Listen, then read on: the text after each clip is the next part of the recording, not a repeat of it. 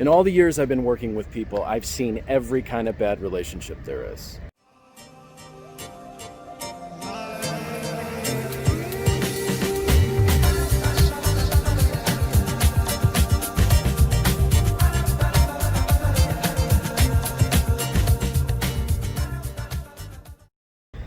When I was teaching college, I was constantly seeing students who were struggling in programs that they were hating and that they weren't even good in because that's what mommy and daddy wanted them to do.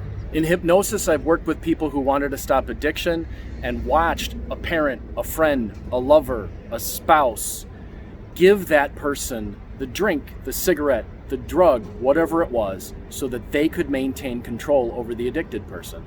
I have had people contact me and ask me if I would be willing to meet them and their spouse in a public place, covertly hypnotize their spouse to become a prostitute for them, or to want to have sex with strangers in front of them. I've worked with people who've hated their careers, and their spouses or their lovers continually pressured them to stay in that career because they liked the money that they were making, and they were more concerned about the money than they were about their lover's happiness. I've had people come to me and ask me to hypnotize them to live out a fantasy because they knew that their families or their spouses would not approve of their sexual orientation.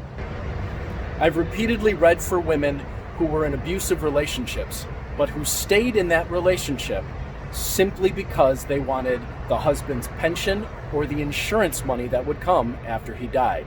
Each one of those women said exactly the same thing. I deserve that money. I've had more clients than I can count who've wanted to follow some kind of passion or bliss in their life, like art or being an entrepreneur, and every time they've tried to do it, their spouse or a parent or someone threw a tantrum and abused them until they gave up the idea. I've had clients who lived double lives that their spouses knew nothing about. I've seen people belittled and abused.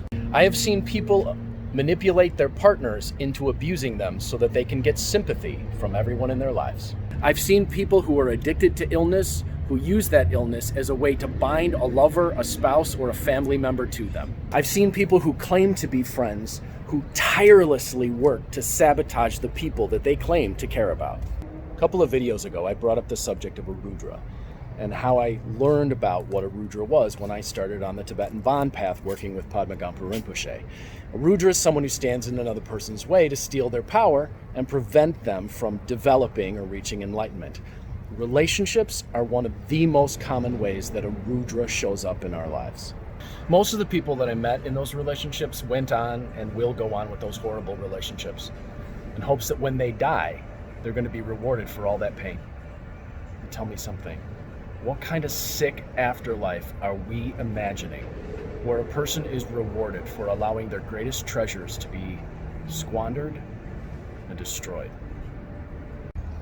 Now, what if the meaning of life isn't about suffering in hopes of being kissed on the forehead and rewarded later?